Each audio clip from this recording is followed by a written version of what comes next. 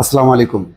BNP নেতারা এবং অন্যান্য দলের নেতারাও এখন বারবার যে প্রশ্নটা সামনে আনছেন সেটি হচ্ছে যে সিংহভাগ দল ডিসেম্বরে নির্বাচনের কথা বললেও কাদের জন্য নির্বাচন পিছিয়ে দেওয়া হচ্ছে, এর ভেতরে কি এমন কাজ আছে, কি এমন উদ্দেশ্য আছে, কি কি অর্জন হবে সেটা পরিষ্কার হয়নি ডক্টর মোহাম্মদ ইউনূসের।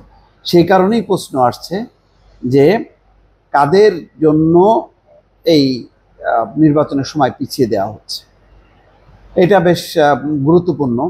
এমন কোনো রাজনৈতিক শক্তি আছে কিনা, এর আগে কিন্তু ইঙ্গিত করা হয়েছিল জামাত ইসলাম এবং এনসিপির জন্য, যেহেতু জামাত ইসলাম মনে করে যে নির্বাচন যত পেছাবে তত তারা আরও প্রস্তুতি নিতে পারবে, সাথে এনসিপিও রাজনৈতিক দল হিসেবে দাঁড়িয়ে যাবে।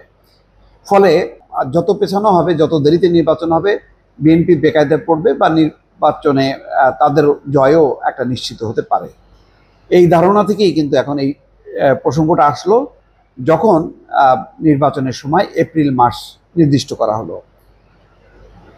এখানে বলা হচ্ছে সিংহভাগ রাজনৈতিক দল ডিসেম্বরের নির্বাচন চেয়েছে উল্লেখ করে বিএনপির স্থায়ী কমিটির সদস্য আমির খসরু মাহমুদ চৌধুরী বলছেন যে কাদের জন্য নির্বাচন পিছিয়ে দেওয়া হচ্ছে, কাদের জন্য এই সুবিধা সৃষ্টি করা হচ্ছে, এতে লাভবান কারা হচ্ছে, তাহলে আগামী নির্বাচনও কি যারা আছে তারা প্রভাবিত করে তাদের দিকে নিয়ে যাবে বা তাদের মতো করে নির্বাচন করবে?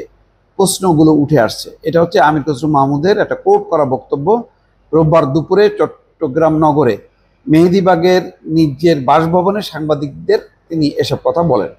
আমির খসরু মাহমুদ বলছেন, সিংহভাগ রাজনৈতিক দল ডিসেম্বরে নির্বাচন চেয়েছে। ঐক্যমত্যের বিষয়টিও একেবারে শেষ পর্যায়ে আছে। ইতিমধ্যে বিচার কার্য শুরু হয়েছে। বিচার নিজের গতিতে চলবে, কোনো সরকার বিচার চালাবে না। সুতরাং এসব সিদ্ধান্ত যখন পরিষ্কার, অর্থাৎ তিনি বলছেন যে ঐক্যমত্যের বিষয়টি, অর্থাৎ সংস্কার বিষয়, যে রাজনৈতিক ঐক্যমত্য সেটি শেষ পর্যায়ে আছে, অর্থাৎ বেশ কিছু পয়েন্টে বিভিন্ন রাজনৈতিক দল একমত হয়েছে। সুতরাং ওই একমত যদি পোষণ হয়, ওটার ভিত্তিতেই নির্বাচন হবে বা এগোনো হবে। এরপরে বাকি যা থাকবে সেটা যার যার দলের ম্যানিফেস্টোতে থাকবে, তারা জনগণের কাছে যাবে। নির্বাচন ডিসেম্বরের আগেও করা সম্ভব উল্লেখ করে এই নেতা বলেন, সেপ্টেম্বর, অক্টোবর, নভেম্বরে নির্বাচন করা সম্ভব। অনেক ভেবেচিন্তে সবাই মিলে ডিসেম্বরে নির্বাচনের বিষয়টি বলা হয়েছে উল্লেখ করে তিনি আরও বলেন, এরপর পবিত্র রমজান মাস শুরু হবে। রমজান মাসে নির্বাচনী কর্মকাণ্ড করার সুযোগ থাকে না। এরপর আবার পরীক্ষা, আবহাওয়া, কালবৈশাখী মিলিয়ে সম্ভব হবে না, মানে নির্বাচন পরিচালনা করা সম্ভব হবে না। ফলে এই বিষয়ে নির্বাচনী দিনক্ষণ ঠিক করার পেছনে কি কারণ, মানে এত কিছু পরও এপ্রিলে নির্বাচনের দিনক্ষণ ঠিক করার কি কারণ আছে, সেটা নিয়ে প্রশ্ন উঠেছে বলে মন্তব্য করেন তিনি।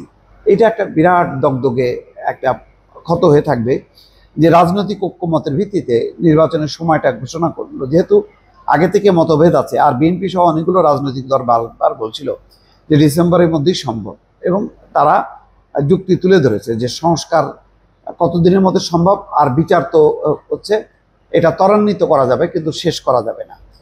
তো যেহেতু একটা গুরুত্বপূর্ণ অ্যানাউন্সমেন্ট, এটা রাজনৈতিক ঐক্যমত্য ছাড়া ডক্টর মোহাম্মদ ইউনূস এপ্রিলের সময় নির্দিষ্ট করে যে নির্বাচনের সময়সূচিটা ঘোষণা করলেন, তো খসড়া সময়সূচি, এটা নিয়ে একটা বিএনপির মধ্যে গভীর সন্দেহ দানা বেঁধেছে।